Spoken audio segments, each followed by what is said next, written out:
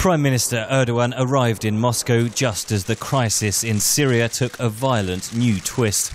A bomb attack in Damascus killed and injured several top members of President Assad's government. Russian President Vladimir Putin has backed his Syrian ally throughout the crisis, blocking Western-sponsored resolutions at the UN condemning the Syrian government. Prime Minister Erdogan made their differences clear. We declare that in Syria, the will of the people should prevail, and our wish is for the fate of Syria after Assad to be decided by the Syrian people and not by others. The conflict is raging right on Turkey's border. Plumes of smoke could be seen Wednesday, just a few kilometers into Syria. Ankara has sent military reinforcements there after one of its military jets was shot down by Syrian forces in June.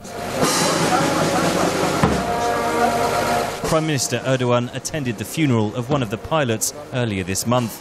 A former ally of Syria, he is now one of its most vocal critics, calling the violence the last footsteps of a regime on its way out. Selçuk Ünal, a spokesman for the Turkish Ministry of Foreign Affairs, is urging cooperation to stop the violence. In Syria case also every country has a different policy, and on that there's a strong and long debate still ongoing. I think all countries should be encouraged to pay efforts to stop bloodshed in Syria. Ünal said little has come from the peace plan put forward by UN envoy Kofi Annan. The international community should do more in the sense of increasing the political pressure on the Syrian administration. In that sense, we supported the efforts of Mr. Annan. But of course, this should bring also something concrete. Turkey is playing a careful diplomatic game.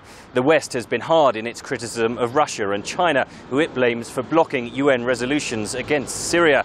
But both countries are valuable trading partners for Turkey, and the government here does not want to offend them. After the Damascus bombing, Kofi Annan asked the UN Security Council to delay a vote on a new resolution about Syria. Analysts say while the latest attack increases pressure on the 5 permanent council members to find a way to end the violence, there are few signs that their differences can be overcome. Henry Ridgwell for VOA News, Ankara.